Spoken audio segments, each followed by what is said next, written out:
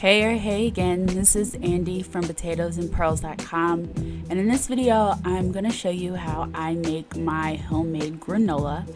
It's a money saver, definitely. When I go to the store, I tend to see granola for sometimes almost $10 a bag, and with this recipe you can make it for $5 or less right after this.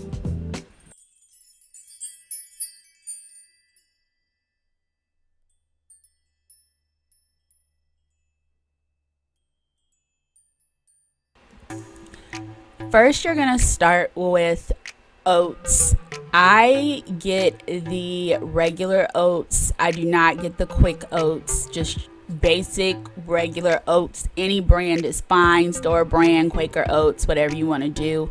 I start with 4 cups. This is gonna last you, if it's like 1 to 2 people, this will probably last you about 7 days. It's gonna be a big sheet pan. Once I put in the oats, I then add in a 1/2 cup of brown sugar. You don't have to put in brown sugar. I just like my granola a little sweeter. Sometimes there'll be lumps and bumps of sugar in there, so that's always kind of tasty. So you just want to get that mixed in. I try to break up as many lumps of brown sugar that I can, and I just get that stirred up. Next, you're going to add in oil. I normally use olive oil, about 2 to 3 tablespoons, and you are going to pour that into the bowl and mix that in again. You don't just want to dump the olive oil on top and leave it there. Just go ahead after each ingredient, blend it in, just because you want everything mixed together and even. The next thing that you're going to add into your mixture is honey.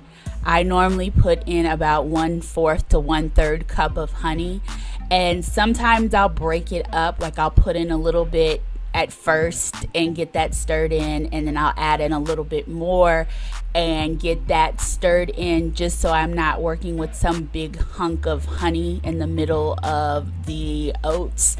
And so once again, you can kind of work on getting an even distribution of everything.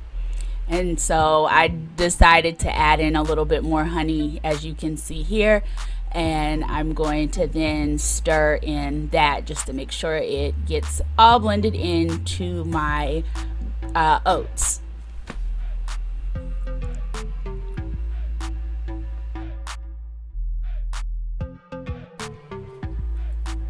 The last thing that I add in is nuts. You can honestly add in as many nuts as you want. These are chopped pecans. You can do walnuts, you can do peanuts, I guess. You can do whatever you want. You don't even have to add nuts if you're not a nut person. I've made granola with no nuts, but I do like to add in that extra crunch and that extra flavor.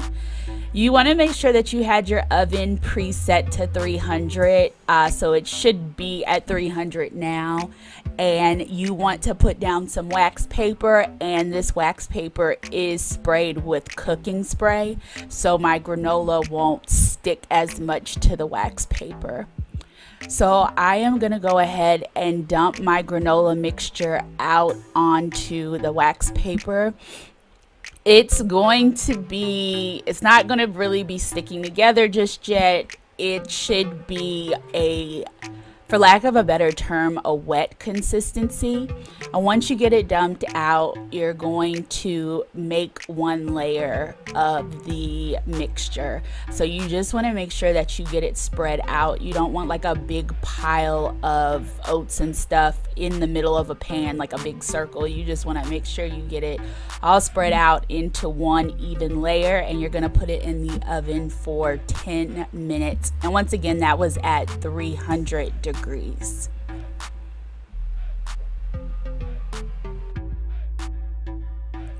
So after the 10 minutes, you are going to take the granola out and shift it around in the pan.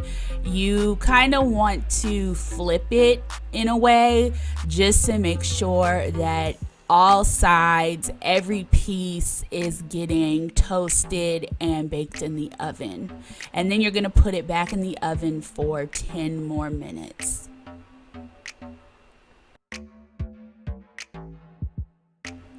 So once that 10 minutes is up, you are going to take your oats mixture granola out of the oven.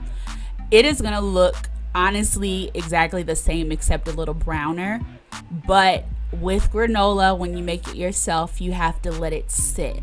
So you are going to leave it sitting for as long as you want. Sometimes I leave it sitting for hours on the stove. You want it to get cool.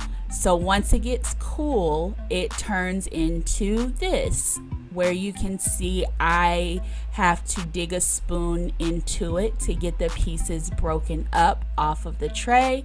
And you end up with little chunks like these, which is your homemade granola. And you made it for super cheap. You can get oatmeal, or yeah, you can get oatmeal at the dollar store, like super cheap, super good, and you can add in whatever you want. So I hope you guys enjoyed this video. I literally make this every week. I love it as cereal. I love it as a topping to my yogurt. If you are into food videos, I do a lot of Instant Pot videos here, but I also throw in some videos like these, air fryer, travel, home. This is a channel for you. I really hope you consider subscribing. Thanks for watching, and don't forget to like this video, and I will see you guys later. Bye.